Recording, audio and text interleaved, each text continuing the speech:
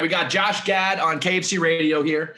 He's got a new show out. Before we get into Central Park, though, I have to let you know you're way more important in my life than you realize, because I have a 4, almost 5-year-old daughter, and we have had Frozen on 3.5 straight years now, and maybe even more. That's about right. Yeah, that's about right. Crazy how many times I've seen that.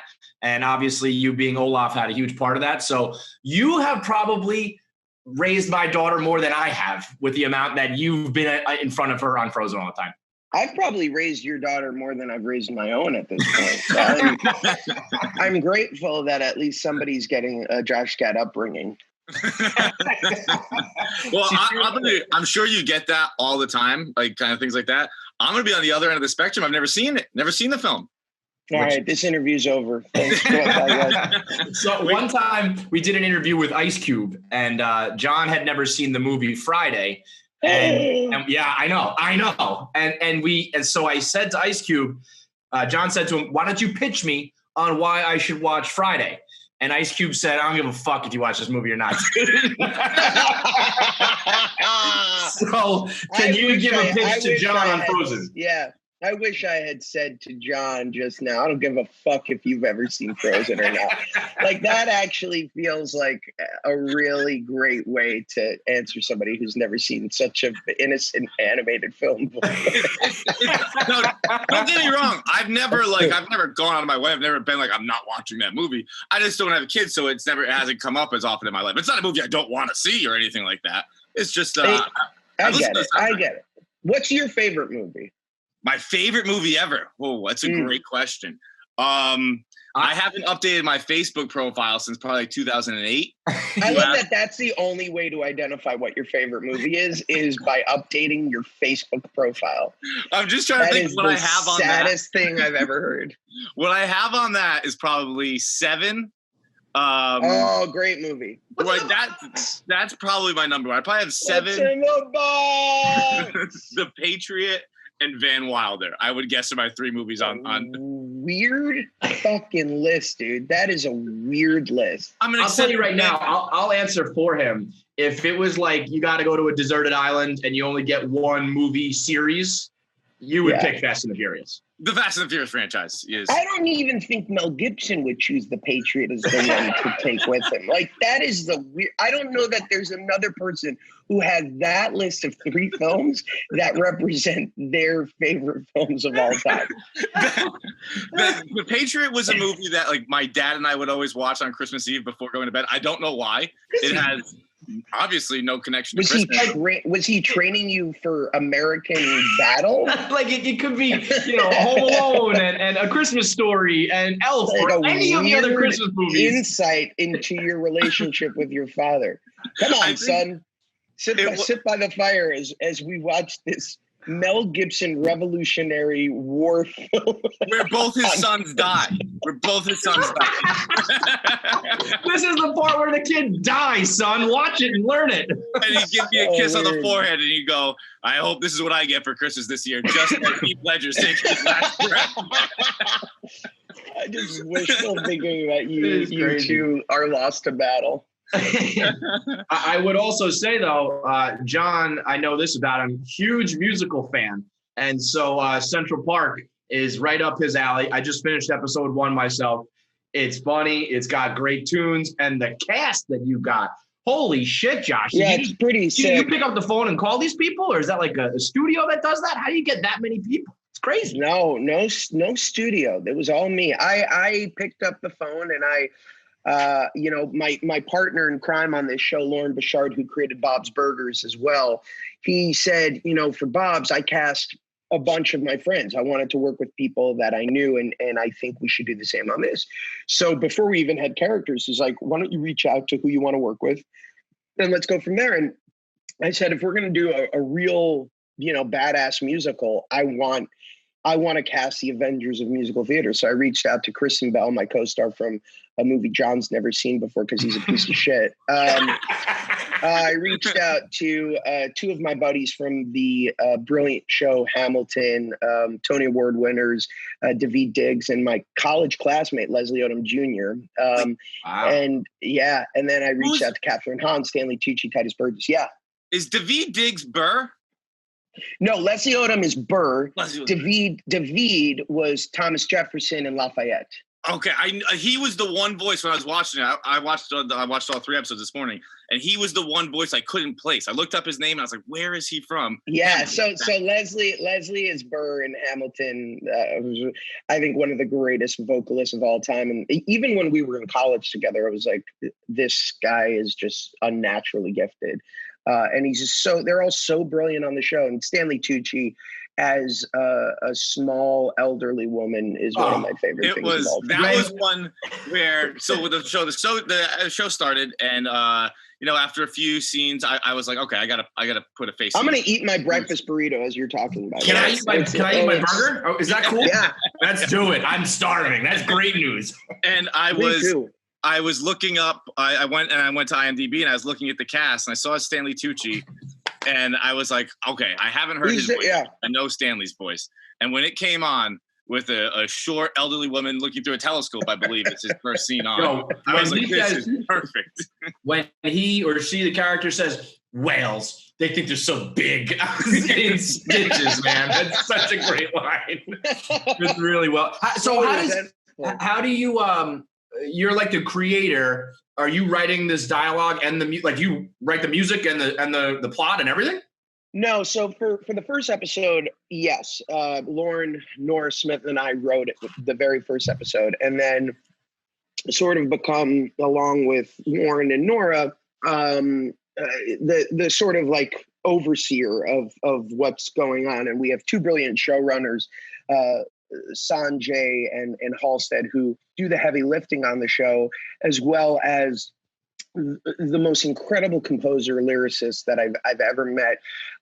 Primarily these two young ladies who I had met doing Olaf's Frozen Adventure. John Olaf is a character in Frozen, and he goes on a Frozen adventure in a short film that he does. And so can I redeem myself with that? One of my favorite movies, Wedding Ringer. So I'm not out on Josh. I love the Wedding Ringer. Love it. Did you ever see Book of Mormon? I saw the performance. I saw it in I didn't see you. I saw it live. Yeah. I saw it. What an asshole. What an asshole. I saw it when it came to Boston. You were already out. All right. So I got these composers, Kate Anderson and Elisa Samsel, to do sort of the heavy lifting in the early episodes, along with this brilliant composer, Brent Knopf. And then we wanted it to be a real musical. And so we wanted it to have a diversity of sound. So we started reaching out to a bunch of incredible guest composers to come and add to the amazing spectrum of songs we had. So we got Sarah Bareilles, Cyndi Lauper, Anthony Hamilton, Daveed Diggs actually writes a song, Rafael Casal, Amy Mann. The list goes on, and it's just been so amazing to for the past 2 years be working on something you're so passionate about and see the fruits of your labor hit in such a big way. And frankly, it's a dark, awful, shitty world right now, and people are really are like writing me in droves about how much joy this show is giving them. So that's all you can hope for right now. There's something too about the animated wave, I feel like, is a big one right now. And, cartoons, it's easy. Everybody can watch it, young, old. You can make, crazy shit happen because it's not bound by reality. So it's true. It's a good time for it. It's true. And I feel like we're in sort of the like second golden age of TV animation right now. And I'm thrilled, especially being such a massive fan of Bob's Burgers, that I get to play in that playground. What would you say is the first, like the Simpsons wave back in the day? Yeah, I think that, the whole Fox domination lineup was sort of the first wave of animation television that wasn't geared towards just kids, right? Like I grew up with the Flintstones, I grew up with Smurfs, I grew up with stuff that sure I could watch with my parents, but it was primarily geared towards kids. And then all of a sudden you have these shows popping up in prime time, of course, led by The Simpsons, followed by Family Guy, Futurama, And then there's this whole new wave that is, I think, just breathtaking to watch. And obviously in that original list, you have to include South Park, which is, I think, one of the greatest satires of all time. What do you think it is about? Kevin mentioned how you kind of don't have to work in reality. What do you think it is that is bringing cartoons back again? Well, I think it's a number of things. I think some of the voices that are, going over to the cartoon space they're brilliant voices, right? Like, there is something about satire that I think is readily ripe for the picking when it comes to animation. Like, it's just a great facilitator of, those kinds of jokes and those kinds of social statements.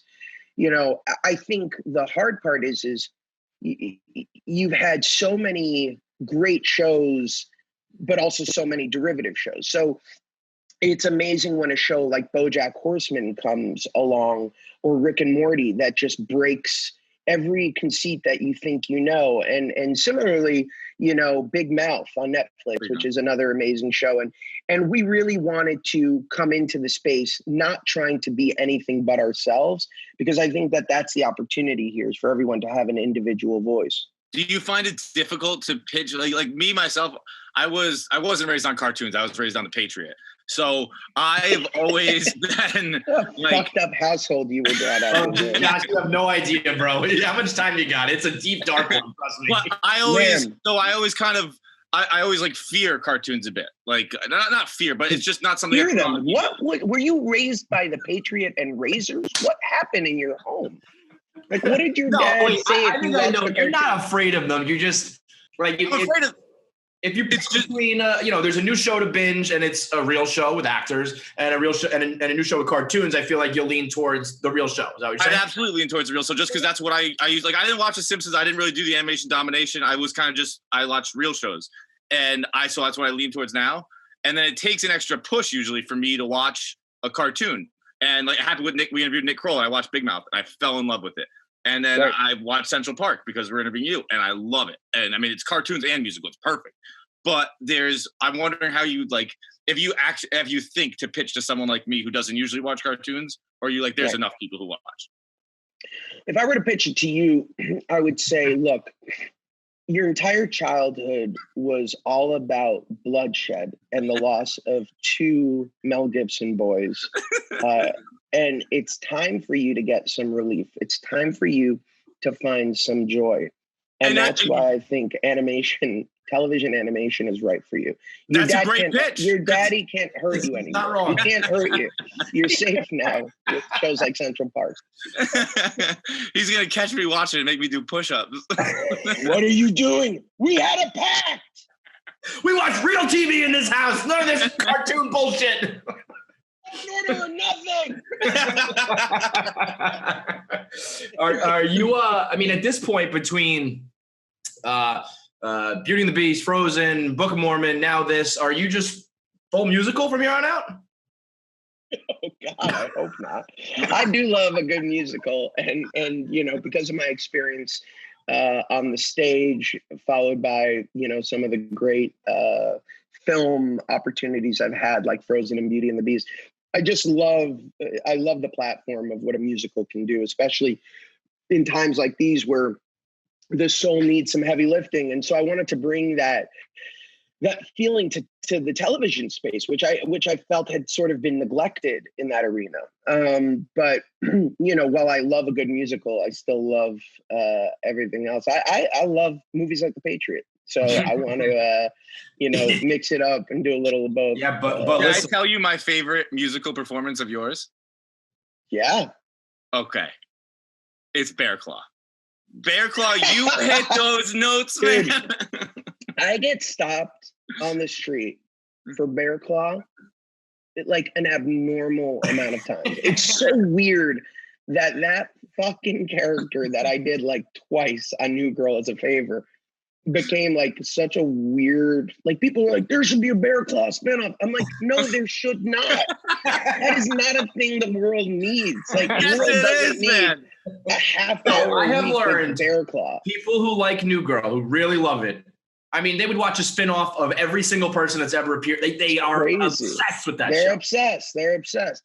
No, New Girl was a really fun one. It's it is one of those things where I love kind of popping in and you know, being a part of a cultural zeitgeisty thing like I did in A Modern Family too. And it's so funny how the hardcore fans of those shows genuinely reward you by constantly, you know, reminding you that you did 2 episodes a long time ago. You could go on to win Tonys and Oscar. Like everything under the sun. Bear Claw will be the thing. Yep, 100%.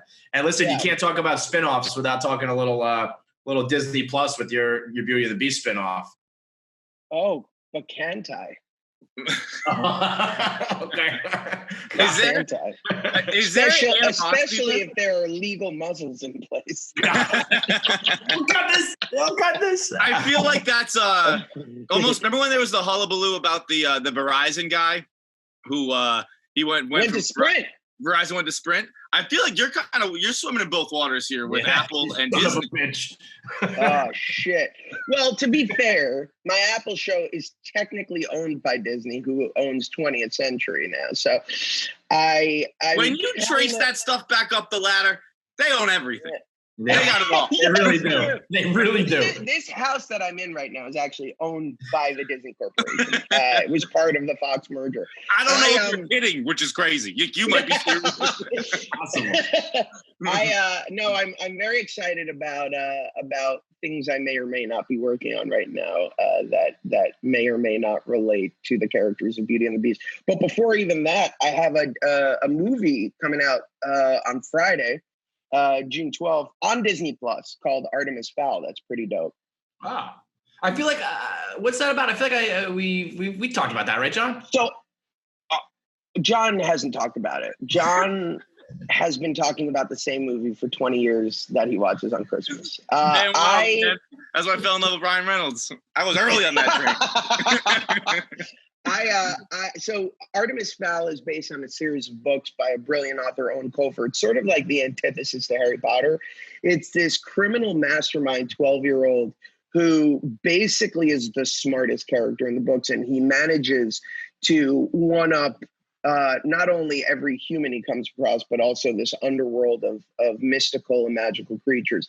It's an amazing tapestry of characters and a whole new world that people have never seen before. And it's directed by the brilliant Kenneth Branagh, who did Thor, who did Cinderella, who has had arguably one of the greatest acting careers ever, and also who I teamed up with before Murder on the Orient Express. Now, that was supposed to be a theater movie, right? And it switched to Disney Plus because of COVID? Yeah, so it was supposed to come out in August. In May on the big screen, and then this little pandemic happened, and so instead we're releasing it to Disney Plus, which I'm actually really grateful for because I'm a dad. I have 2 little girls. We need shit to watch right now. Right. And having seen this movie, I can't wait to watch it with them. I also feel like, I don't know the financial implications, but like nowadays, I feel like TV and binging and streaming services are almost like king in a way. Like I don't think it's like a lesser than to be like, we're putting it on Disney Plus instead of the theater. Maybe financially, but I think for viewers, it's like, fuck yeah, this is awesome. I completely agree. I mean, I'm going to be honest with you. I have watched way more on my TV, given the circumstances at hand, than I have in a theater over the last 2 years. You know, I think it's a matter of convenience. It's a matter of right now, the world needing escapism, and without the opportunity to go see movies in a communal space. With the exception of drive-in movie theaters, I really do think that it's necessary to be able to share some of these things with all of us at home. Having said that, nobody loves the experience of going to the theater more than I do. Like I honestly, some of my greatest memories are seeing movies for the first time in a movie theater. So I pray and I hope that eventually we can get back to that business because I miss it. Are those memories better than you winning national debate tournaments? Wow, we're going deep today. Oh yeah, we did our research, motherfucker. You guys did your research. That is another thing that is just so strange to me that I will get stopped on the street for. That people, I guess, there are tapes of me doing national speech and debate that exist, and people watch them. It's like curriculum when they're learning what to do. And so people come up to me and I'll be like, oh, wait. Like other debate team kids are watching you like you're the Michael Jordan of debate to like learn? I would never compare myself to Michael Jordan of anything, but yes, they are for whatever reason watching me. And when I say debate, I don't mean like getting up and doing like policy and doing retorts. There are different categories. So I did what's called interpretation. So you take like 10 minutes of something and you interpret it humorously, dramatically, doing it with another person, which is called duo, or you write an original speech called an original oratory. So I won in humorous interpretation and original oratory twice. And people watch those videos and they I guess learn from it. So that's a much different thing than I was thinking. I was thinking you argued actual policy. And I was thinking, what I know of Debate Club, I learned from movies and things like that, where kind of you make someone take the opposite side. And then I was just thinking how awful it would be, like, if you had to take the opposite side of, like, Second Amendment rights, and you're sitting there on a high school stage arguing that, and then, like, that comes back to bite you 30 years later. I never did that. I wish I had. I think it would have prepared me for the world of social media. I was just going to say, it's a very valuable skill in the world right now. I wish I was on the debate team my whole life too. No kidding. I really think that speech and debate couldn't be a better tool for so many kids to have, because it refines not only your thinking skills, but your critical thinking skills, and allows you to really have a competitive spirit in a way that challenges you, that I think makes you and prepares you for the real world. And you also get laid a ton, right? All the time. There's the old saying. There is no old saying, actually. It's just a brand new saying that I'm coming up with. But nobody gets laid as much as a debater. That's that old chestnut. Ben Shapiro keeps saying. I do have a question. You mentioned social media, and I think you just did something very heroic. So one, I want to know how it went, and two, can you help me do it? You took a couple days off. I did. You are a hero. It's like first responders and Josh. How long? Again, not quite an accurate. We don't make accurate descriptions here. Not quite an accurate assessment of what I do, but yes. But I think it's incredibly difficult. I don't understand. I would love to be able to do it. How did you delete the apps or just not use them? No, I did. I signed out. I logged out on my phone, and my whole my relationship with Twitter is based on my relationship with my phone. And I just found myself constantly scrolling and commenting, and it just felt like I was in a dark tunnel, especially last week, and I just needed oxygen. Like I needed to just breathe in the moment, and not have to contend with people that I think get a thrill out of just being contrarian for the sake of being contrarian, or just being fucking assholes. Yeah, that's more it. Yeah. And like I just don't need to give those people oxygen. Like I really don't. Like I don't need to fuel that bullshit fire. And what I try to do in my career, what I try to do in my life, is I try to bring hope and joy to the world. I really do. Like sometimes I succeed, sometimes I fail. But I also think that I've got enough experience in my 39 years on this planet and enough insight to know right from wrong. And when I have to debate right from wrong, and the wrong just keeps thinking they're getting it right, that's when I just break down and I'm like, I can't do this. I just God bless you. Peace be with you. I can't fucking be complicit in stupidity. But did you were gone for 4 days or so? Right? Did you? Yeah, I was gone for about 5. I was gone for about 5 days, and you know, probably if I didn't have, you know, you also have to remember my social media is a platform for primarily for my business ventures. Like I need to communicate to my audience what it is that I have coming out and what it is I'm doing. And if I didn't have a movie coming out this week, I probably would have taken longer time away, just because I would recommend it to everyone. It's cathartic. It really is. Like, you need that break for your mental health. See, I convinced myself, I think like any addict, that like if I stopped, it wouldn't change anything. So like it does.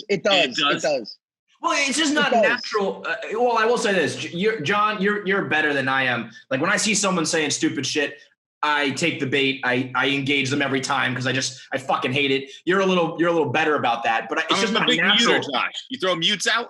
Yeah, big time mute. I throw mutes out all the time. I also used to philosophically not believe in blocks, but I've been fucking blocking like Mr. Miyagi lately. Like I am getting those up and out. You're not, because I'm with you. Like, I never like to block because I think it's like giving them ammo or a sign of weakness, but you just flip the switch and you like it now? I flip the switch because there's so much bullshit. There are so many bots. There are so many people out there who are just like, I feel badly. I'm like, get a fucking job or a life. Why are you, if you don't agree with me, why are you taking so much time out of your life to constantly tell me you don't agree with me? Mm-hmm. Just don't look at what I'm telling you. Right. Like if that's the case.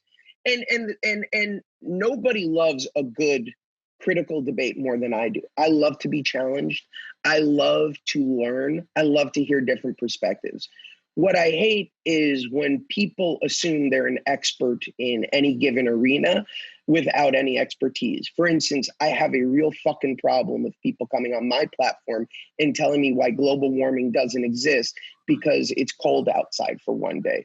Do your research, do your fucking research, and then we can have a critical debate.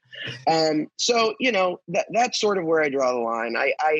I will say, I do think that we need to reassess our communal relationship with social media platforms. We were talking about it. I do think it's gotten out of control. Like, I think it's gotten out of control.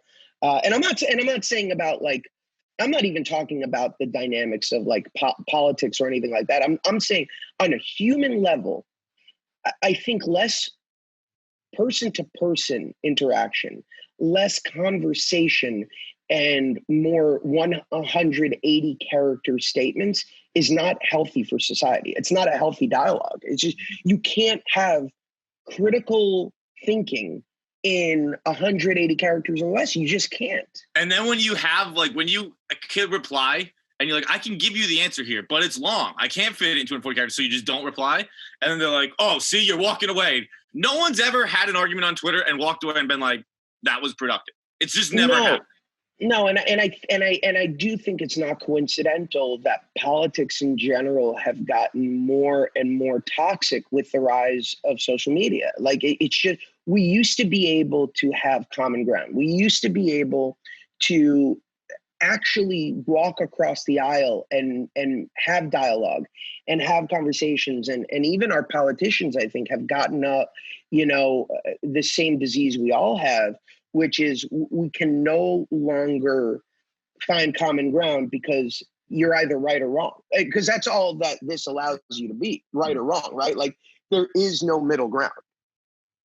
It's it's at the same time, it can be a powerful tool for good, but I feel like we've just totally lost that. You know, it's like the good aspects are just getting drowned out by the negative.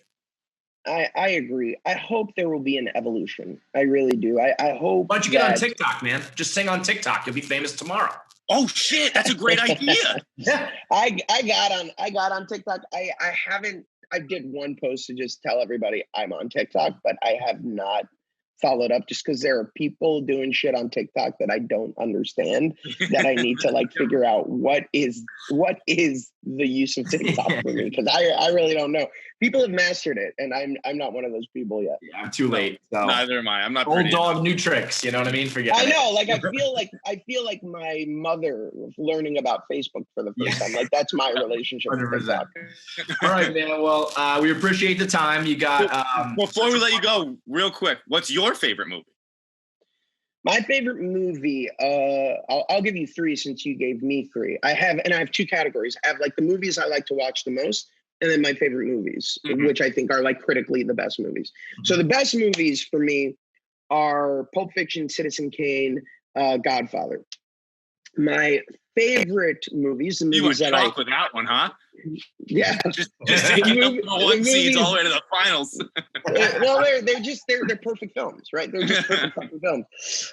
My favorite films, like the movies that I go back to the most, are probably Back to the Future, The Goonies, and I would probably say Ghostbusters. Those three are the ones that I like grew up with, revisited over and over again. And if you watch my new YouTube series, Reunited Apart, you can actually see me reunite all three of those casts. Wow. Oh, that's a pro plug. That's good. Yeah, you're a pro. That was just one in there. You're a pro. By the way, did you see the Bill and Ted trailer drop today? Holy shit, did I? And I got goosebumps. I cannot wait. Oh, I love Excellent Adventure and Bogus Journey. I'm so excited about this. Keanu Reeves is just like the greatest person to ever walk the fucking earth. Ever. The world needs that right now. One last question. Can you confirm or deny that Frozen was titled Frozen so that when you Google Disney Frozen, Walt Disney's head doesn't pop up and the movie pops up? That is the most batshit crazy question I've ever gotten. Think about it. Before your movie, anyone who Google Disney Frozen, they're talking. I've never heard this. That makes sense. I've never heard this theory. I'm gonna do a deep dive now, and we'll debate and we'll debate it over Twitter. Social media. Hey man, dude, thank you so much for the time. We really appreciate it. Everyone, go watch Central Park and Artemis Fowl, and you're welcome on our show anytime, Josh. Thank you, Josh. Guys, thank you so much. Have a good one. Safe. You too.